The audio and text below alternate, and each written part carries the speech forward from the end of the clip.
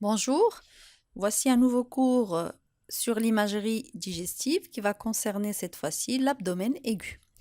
Alors, les objectifs de ce cours seront de préciser les indications des radiographies standards, des examens barités, de l'échographie, de la TDM en urgence, c'est-à-dire qu'on va passer en revue les différents moyens d'exploration disponibles et on va voir les indications de chacun. Donc ça, c'est à connaître.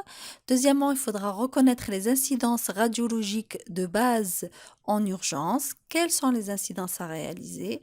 Quel est le rapport? Et puis, il faut savoir décrire la sémiologie des urgences abdominales avec les principales étiologies. Pour cela, nous allons adopter le plan suivant.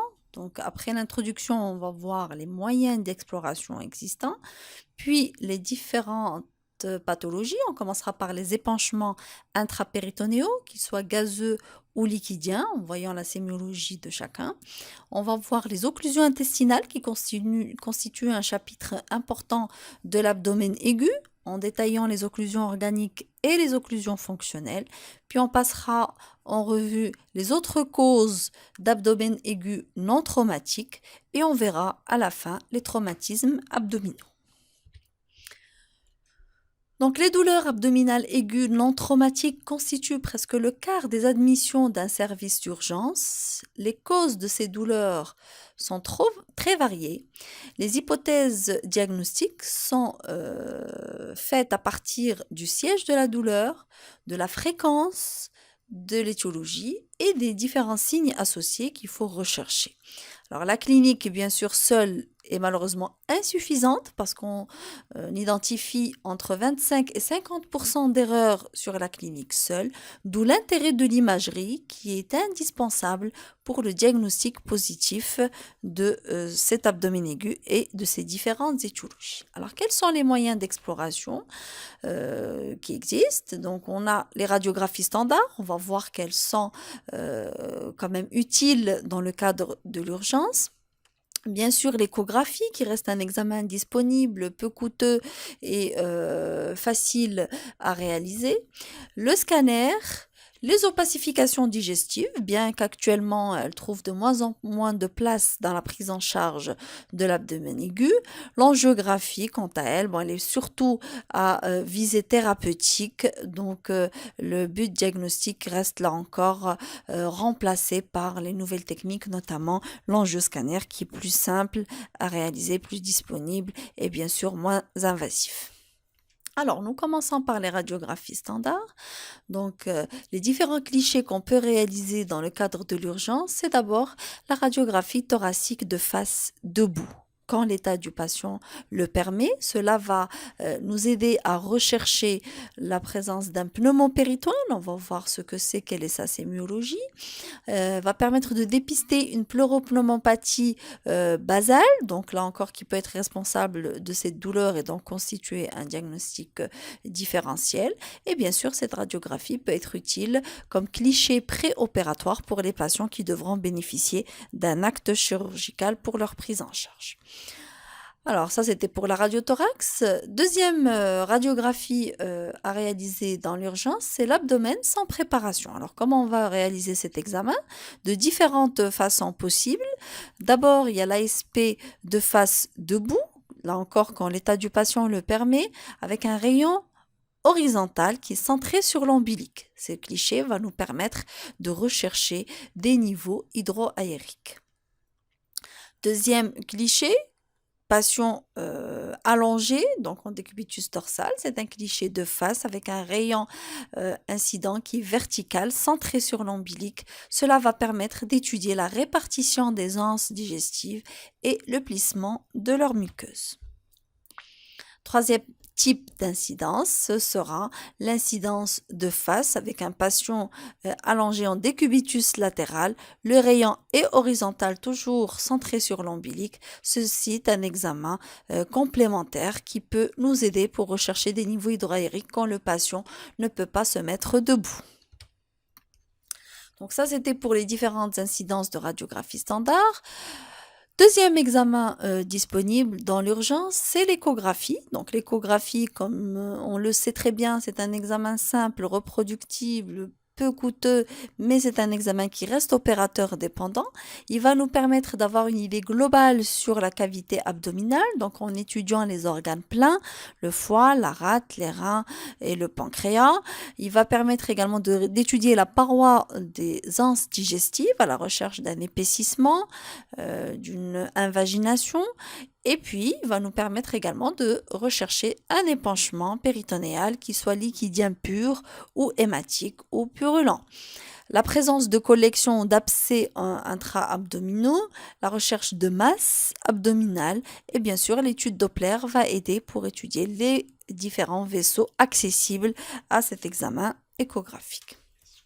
Troisième méthode d'exploration, c'est le scanner, la tomodensitométrie, qui permet elle, de faire un examen complet de la cavité abdominopelvienne en étudiant aussi bien les organes pleins que les organes creux. Les indications du scanner en urgence sont très larges. Ça va du traumatisme jusqu'aux occlusions, jusqu'aux ischémies. Donc toute la pathologie est accessible au scanner. Donc c'est un très bon moyen pour rechercher les anomalies dans le cadre d'un abdomen aigu. Si vous avez un exemple d'un traumatisme abdominal où on voit clairement des fractures de la rate, donc avec un épanchement périsplénique, donc très bien identifié sur ces coupes. Les opacifications digestives, comme je l'ai dit au tout début, donc ce sont des examens qui ne sont pas du tout systématiques, qu'on va réaliser exceptionnellement dans l'urgence, en fonction bien sûr du tableau clinique et des résultats de l'ASP. Ils ont encore un intérêt peut-être chez les nourrissons dans un but plutôt thérapeutique, notamment pour désinvaginer une invagination intestinale aiguë. Alors, on commence par tout ce qui est pathologique. Donc, d'abord, les épanchements intrapéritonéaux, donc qui peuvent être seuls, mais qui peuvent également accompagner les autres pathologies dans le cadre de l'urgence. D'abord, l'épanchement gazeux. Donc là, le diagnostic radiologique, il est très simple.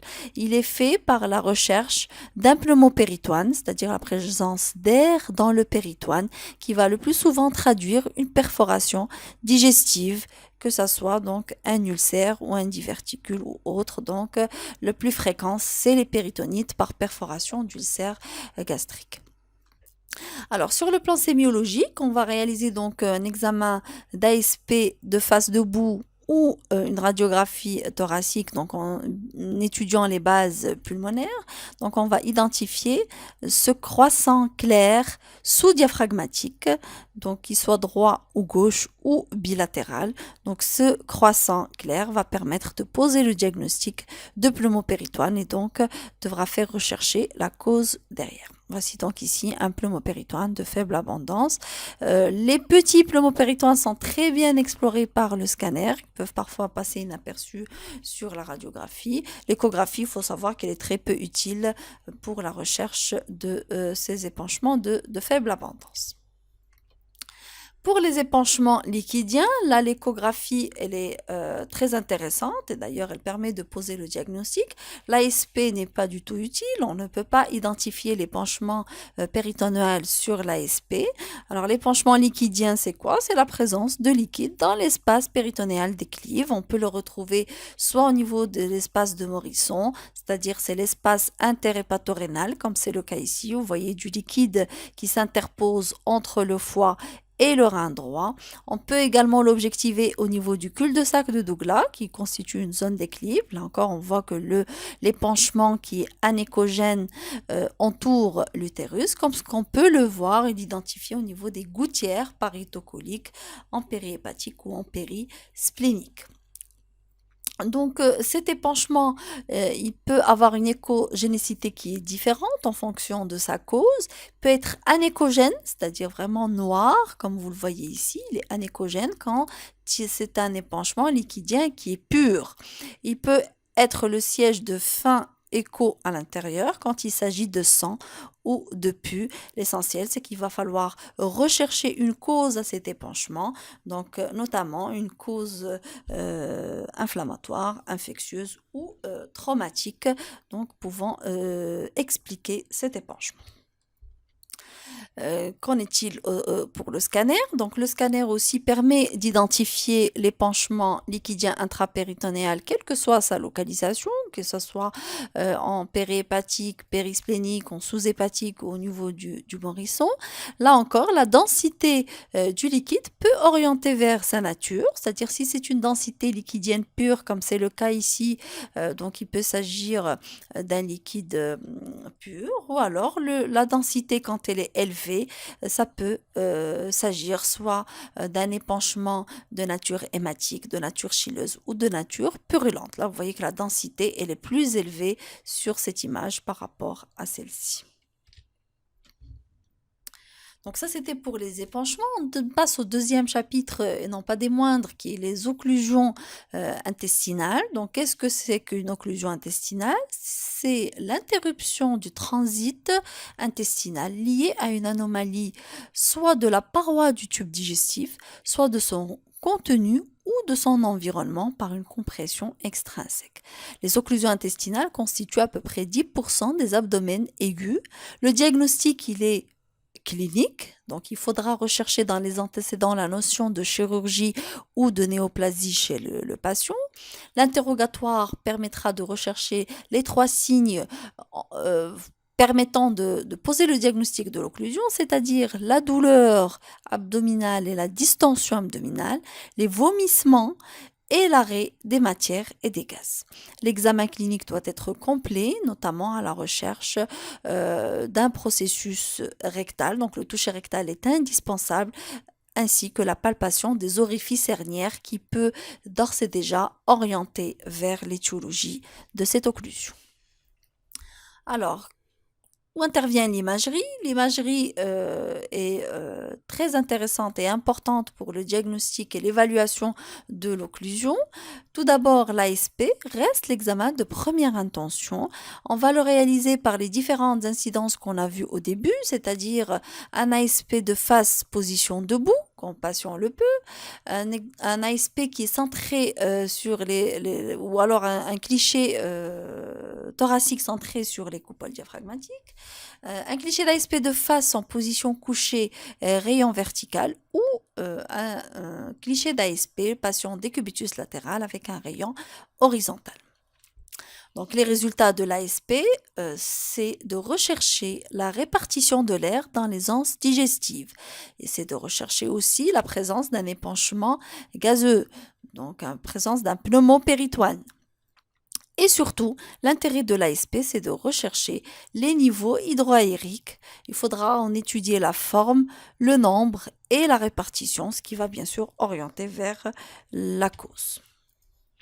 L'échographie en matière d'occlusion, elle est souvent limitée parce qu'elle est gênée par les gaz digestifs des anses dilatées, mais son intérêt reste surtout quand il s'agit d'occlusion fonctionnelle. On va rechercher donc l'étiologie à cette occlusion.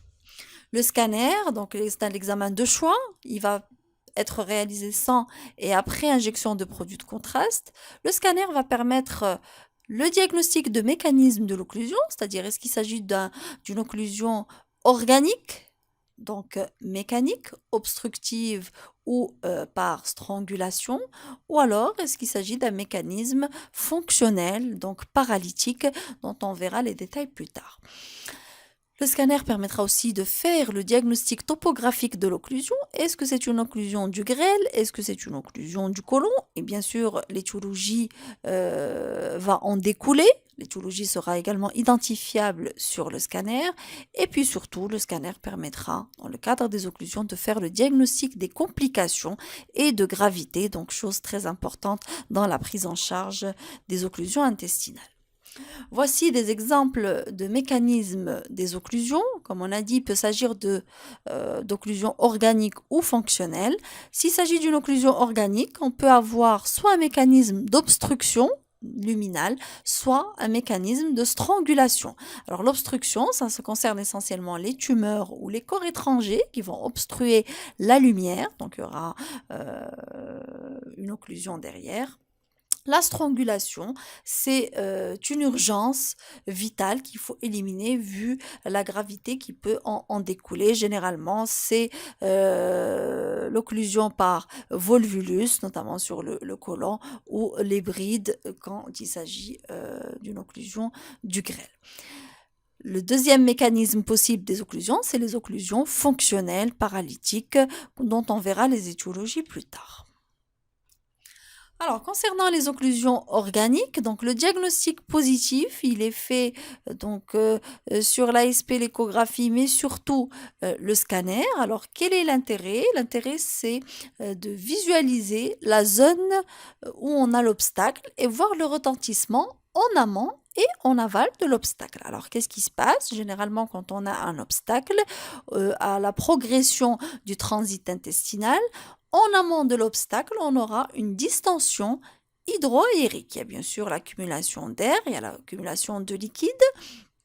Donc, il faudra, sur les moyens d'imagerie, préciser le nombre et la topographie des niveaux hydroaériques, ce qui va permettre d'orienter.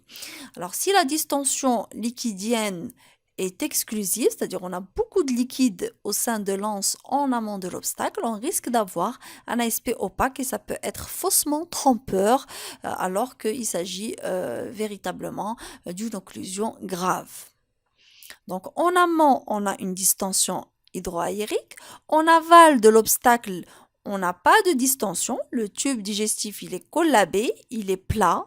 Et bien sûr, ce qu'il faut rechercher, c'est le niveau de l'obstacle, c'est-à-dire c'est la zone de transition entre la distension hydroaérique et le côlon plat. Donc c'est cette disparité de calibre entre les deux zones qui va nous orienter vers le siège exact de l'obstacle. Le diagnostic topographique, donc ça aussi, ça rejoint un peu ce qu'on vient de dire. Ça va être fait sur l'ASP et le scanner par la répartition des niveaux hydroaériques. Alors, c'est-à-dire que quand on aura une occlusion grélique haute, ça veut dire que le reste du grêle et du côlon seront plats et la distension va se faire en amont. Quand il s'agit d'une occlusion grélique basse ou sécale, donc iléale ou sécale, on aura une distension du grêle alors que tout le côlon sera plat. Quand il y aura une occlusion du côlon droit, on aura une distension sécale et grélique alors que le côlon en aval, là encore, sera complètement collabé. Et quand il s'agira d'une occlusion du côlon gauche ou une occlusion du rectum, c'est-à-dire qu'il y aura une distension globale aussi bien du côlon que du grêle. Donc là, bien entendu, on sera orienté en fonction de la répartition de la distension et des niveaux hydroaériques. Alors, sur le cliché d'ASP, donc, comme on vient de le dire, il faut analyser les niveaux hydroaériques pour orienter le siège exact.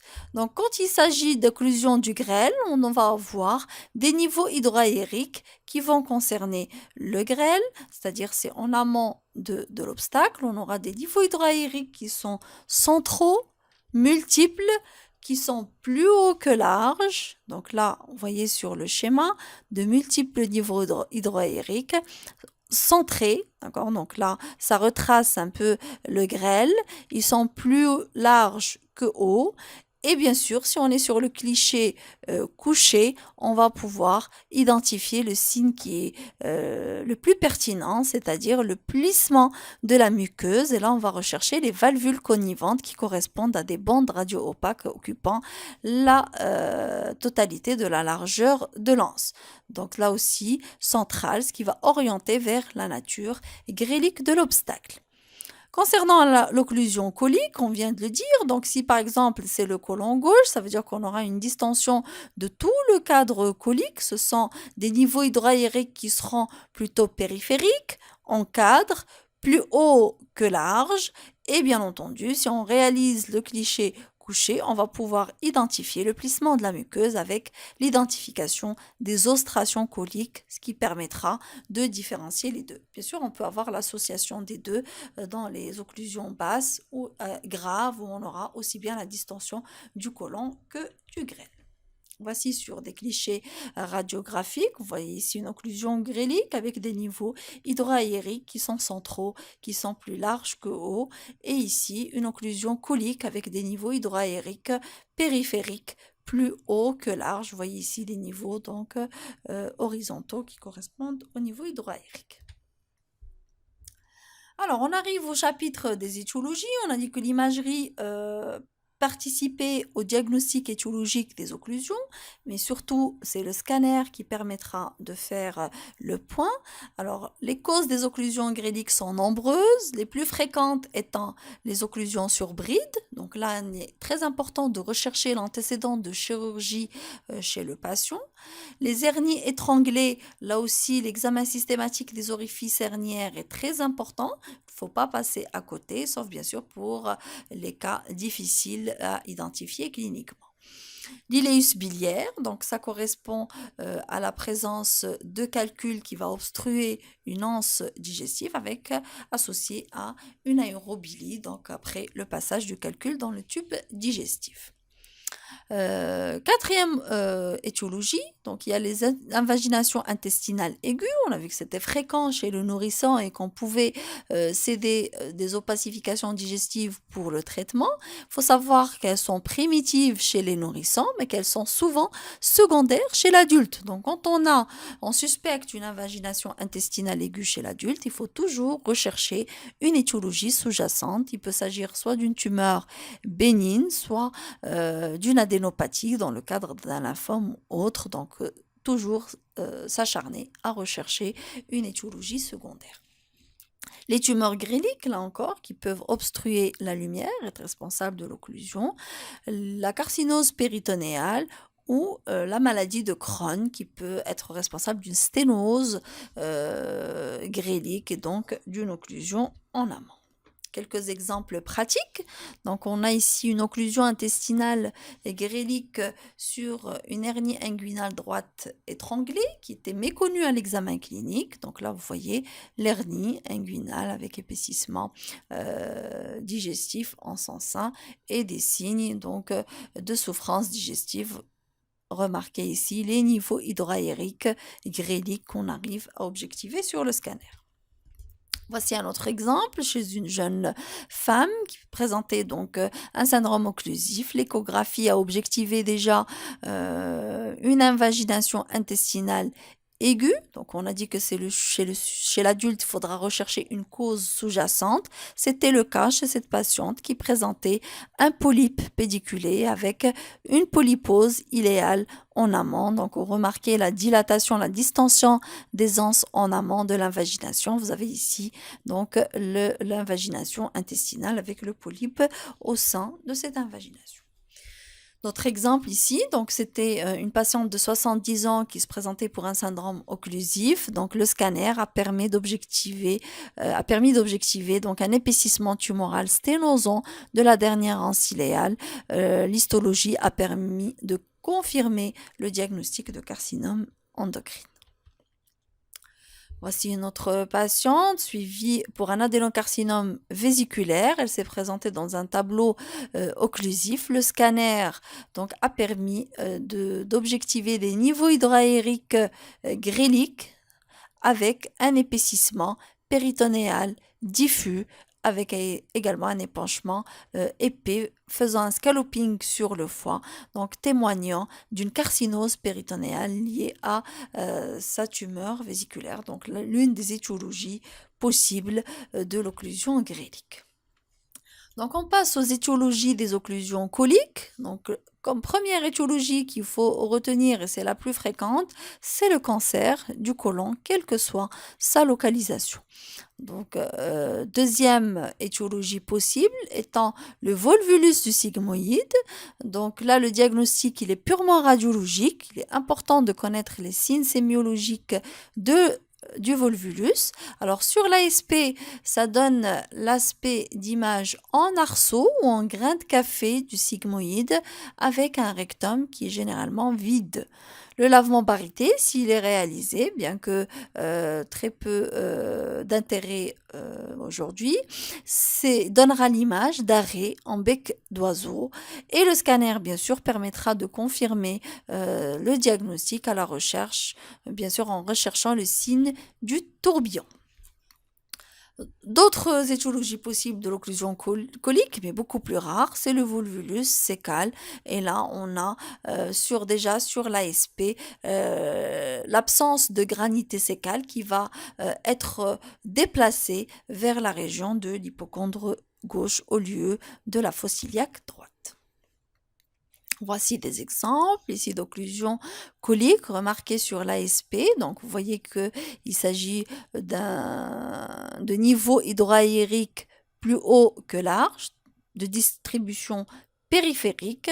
Donc, le côlon en aval et le rectum sont vides. Le scanner permet là aussi de confirmer cette distension, regarder les niveaux hydroaériques objectivés sur le scanner et on voit ici la zone transitionnelle entre le côlon distendu et le côlon plat. Donc et là, c'est la cause, on voit l'épaississement tumoral du côlon gauche. D'autres exemples, toujours un épaississement tumoral et sténosant de la charnière rectosigmoïdienne. Donc on voit ici, c'est épaissi, ça infiltre et on a une distension donc colique en amont. Toujours la pathologie tumorale, on voit donc ici une importante distension colique en amont d'un épaississement sténosant du côlon gauche et le scanner bien sûr a permis de faire le bilan d'extension en même temps donc et en visualisant les métastases hépatiques dans ce cas-là. Voici l'aspect du volvulus du sigmoïde. Donc là, l'occlusion par strangulation. Vous voyez donc là le principe. On a donc cet aspect de double jambage qu'on va retrouver sur la radiographie, le double jambage du côlon avec cette ligne dense qui sépare les deux, donnant l'aspect en grain de café avec un rectum qui est complètement vide. Sur l'opacification, si on réalise un lavement barité, on va voir la progression de la barite jusqu'au niveau de la zone de volvulus avec un aspect en bec d'oiseau caractéristique du volvulus.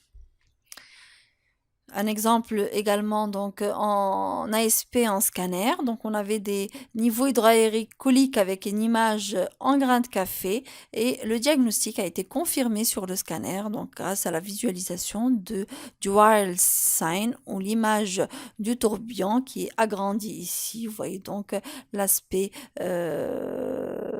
donc de ce signe en voyant donc le roulement des vaisseaux et de la graisse mésentérique. Alors, on arrive au diagnostic de gravité. On a dit que l'imagerie et surtout le scanner permettaient de faire le diagnostic de gravité et l'évaluation pronostique de ces occlusions. Donc, d'abord, elle se fait bien sûr par la clinique et la biologie, à la recherche de signes de déshydratation intense, mais l'imagerie, elle a également des signes qui peuvent orienter vers la gravité de la situation. Tout d'abord, il faudra rechercher des signes d'ischémie intestinale, donc il faut étudier la paroi des anses intestinales qui au début épaissit mais qui peut s'amincir donc dans les stades tardifs. La recherche d'une pneumatose, donc d'air dans la paroi digestive avec une infiltration de la graisse péritonéale et bien sûr la présence d'un épanchement liquidien. L'ischémie peut aller donc jusqu'à la gangrène et jusqu'à la perforation avec péritonite surinfectée.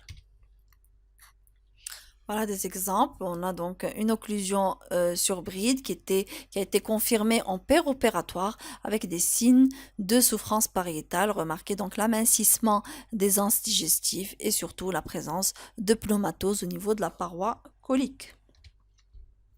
C'est un autre exemple. Donc, il s'agissait d'un jeune de 18 ans qui présentait un syndrome occlusif à la suite d'une morsure de scorpion. Le petit jeune a présenté un infarctus de l'artère mésentérique inférieure avec compliqué de pneumatose pariétale. Regardez donc là la paroi qui est silhouettée par l'air. Donc, le patient était décédé à la suite de cette atteinte. Donc, on a passé en revue les différentes étapes de réalisation d'examens d'imagerie dans la prise en charge d'un syndrome occlusif organique. On va voir quel est son apport dans les occlusions fonctionnelles. Donc, qu'est-ce que c'est qu'une occlusion fonctionnelle? C'est l'atteinte de la motricité intestinale d'origine réflexe. Donc, c'est un ileus réflexe ou paralytique, mais il n'y a pas d'obstacle véritable sur le tube digestif. Alors, sur l'ASP, c'est une distension gazeuse qui est généralisée, qui peut intéresser aussi bien l'estomac que le grêle, que le côlon, jusqu'au rectum. Donc, l'atteinte, elle est diffuse, elle est régulière. Parfois, on peut aussi avoir des niveaux hydroaériques qui sont diffus. Donc, comme c'est le cas ici, vous voyez une distension intestinale diffuse et régulière. L'échographie, quand elle est réalisée, permettra d'identifier l'absence de péristaltisme intestinal et souvent elle va être utile pour rechercher une étiologie à cette occlusion fonctionnelle. Les étiologies, bien sûr, sont nombreuses. Il y a les causes réflexes, il y a les causes inflammatoires. Réflexes, c'est-à-dire à la suite d'une chirurgie récente ou lors d'un traumatisme abdominal ou de colique néphrétique ou douleur abdominale intense. Les causes inflammatoires, donc ces occlusions peuvent accompagner les pancréatites aiguës, les appendicites, les cholécystites, diverticulites ou autres. Donc, on a fini avec les occlusions, donc on va passer aux autres étiologies et causes de l'abdomen aigu non traumatique. Donc on va les passer en revue rapidement parce que vous aurez l'occasion de voir chaque pathologie à part, donc dans son chapitre correspondant. Donc il y a bien sûr la pathologie inflammatoire et infectieuse digestive, la pathologie urogénitale, vasculaire. Ce qu'il faut savoir, c'est que aussi bien l'échographie que le scanner sont intéressants dans la prise en charge de cet abdomen aigu. Alors pour la pathologie inflammatoire et infectieuse digestive, donc soit qu'il peut s'agir d'une pancréatite aiguë, là on a déjà vu le chapitre sur le pancréas et l'apport de l'imagerie dans le cadre de la pancréatite aiguë, la cholécystite aiguë, l'angiocolite, la diverticulite ou l'appendicite. Donc tous les autres chapitres vont être vus. On va s'arrêter un moment sur l'appendicite aiguë pour la détailler. Donc c'est une pathologie qui est très fréquente, qui touche essentiellement le sujet jeune. Le diagnostic, il est porté par la clinique et la biologie.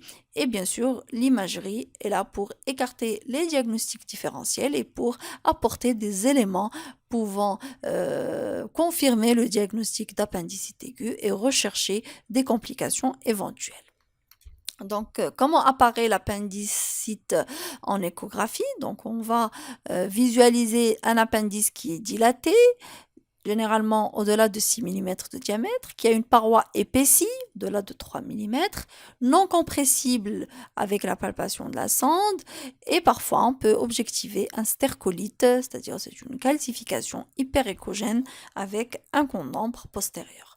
Voici l'exemple typique de l'appendicite aiguë sur une coupe axiale et sur une coupe longitudinale. Vous avez l'aspect caractéristique qu'on appelle l'aspect oncocarde. Donc vous voyez la paroi qui est épaissie, l'appendice qui est tuméfié. Sur la coupe longitudinale, c'est l'aspect qu'on appelle en sandwich, où vous voyez donc les différentes parois de l'appendice qui est tuméfié. Alors, le scanner, quand est-ce qu'il est réalisé dans la suspicion d'une appendicite aiguë? Le scanner sera essentiellement réalisé chez les patients obèses, dont l'échographie n'est pas contributive, chez les sujets âgés, parce que c'est un diagnostic qui est moins fréquent et donc il faudra toujours s'acharner à rechercher une pathologie tumorale sous-jacente. Dans les localisations ectopiques, c'est-à-dire surtout la localisation rétrocécale, et là l'échographie elle sera très peu contributive, ou alors dans les formes compliquées de phlegmons, d'abcès ou de perforation, et à chaque fois que l'échographie sera non concluante, qu'on n'a pas assez d'arguments, le scanner sera réalisé pour confirmer le diagnostic. Voici des exemples ici. Donc, c'est un patient de 51 ans. Donc, c'est un sujet, c'est un adulte.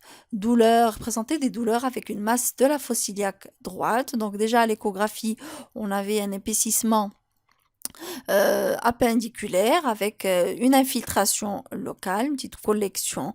Le patient a bénéficié d'un scanner qui a confirmé le diagnostic d'appendicite aiguë compliquée d'un phlegmon de voisinage. La pathologie urogénitale, là aussi, c'est l'une des causes possibles de l'abdomen aigu. Il peut s'agir d'une pyélonéphrite aiguë, d'une grossesse extra-utérine, la pathologie gynécologique, donc la torsion d'un kyste de l'ovaire ou une hémorragie intrachystique, ou alors des infections avec des abcès annexiels ou donc ovariens ou utérins. Donc là encore, l'échographie, elle est très utile. Elle permet souvent de porter le diagnostic positif et la cause exacte à cet abdomen aigu. La pathologie vasculaire, donc elle permet l'imagerie, donc permet de faire le diagnostic. C'est essentiellement l'échographie, mais surtout l'angioscanner qui permettra de rechercher la cause à une éventuelle douleur abdominale aiguë avec état de choc. Donc les causes possibles, c'est les anévrismes de l'aorte abdominale compliquées de thrombose ou de rupture, la dissection aortique ou l'ischémie intestino-mésentérique. Voici un exemple d'un anévrisme thrombosé de l'aorte abdominale. Vous voyez donc la distension du diamètre, augmentation du diamètre de l'aorte. Donc là, vous avez la partie circulante et là, vous avez la partie thrombosée au niveau de la paroi. C'est un autre exemple d'un homme de 65 ans qui présentait des douleurs thoraco-abdominales aiguës avec une tension artérielle élevée. Regardez ici, on voit très bien l'atteinte de dissection de l'aorte thoracique descendante et la continuité vers l'abdomen. Alors, on passe à la pathologie traumatique. Là aussi, une des causes de l'abdomen aigu. Les traumatismes abdominaux sont fréquents, là encore, de par les accidents de la voie publique. Il faut rechercher à l'imagerie donc un pneumopéritoine qui va témoigner de la perforation d'un organe creux, ou un hémopéritoine qui va être lié à une lésion viscérale d'un organe plein. Donc l'échographie est le premier abord du patient, va permettre d'objectiver donc un hématome, un épanchement, une contusion. Le scanner viendra confirmer les choses. Donc là vous avez un exemple où on a une atteinte hépatique, donc contusion avec un hématome. Donc on objective sur le scanner la fracture avec l'hématome sous-capsulaire et la contusion intra-hépatique. Donc différentes lésions sont possibles, il peut s'agir de fractures, d'hématomes, de contusions ou de lésions pédiculaires graves. Donc l'imagerie permettra de faire le bilan des lésions. D'autres exemples ici, on a donc un traumatisme abdominal dans le cadre d'un AVP. Vous voyez la contusion hépatique importante, donc dans un aspect hétérogène au foie avec un hémopéritoine bien identifié. Là aussi, une contusion hépatique avec un hématome sur fracture splénique. Donc, le scanner, généralement, permet de faire un très bon bilan lésionnel des lésions post-traumatiques intra-abdominales. C'est un autre exemple d'un traumatisme thoraco-abdominal où on voit une rupture diaphragmatique avec ascension des organes abdominaux en intrathoracique. On voit donc l'estomac avec la sonde gastrique qui est visible en intrathoracique gauche.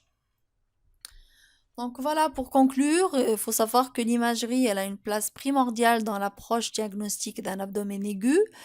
Il faut toujours faire une confrontation avec la clinique et la biologie. Les radiographies standards sont utiles à la recherche d'un pneumopéritoine ou de niveau hydroaérique dans le cadre des occlusions. L'échographie et le scanner vont permettre de rechercher des épanchements liquidiens, une pathologie inflammatoire ou infectieuse, faire le bilan étiologique et de gravité des occlusions, rechercher des lésions vasculaires ou faire le diagnostic des lésions post-traumatiques.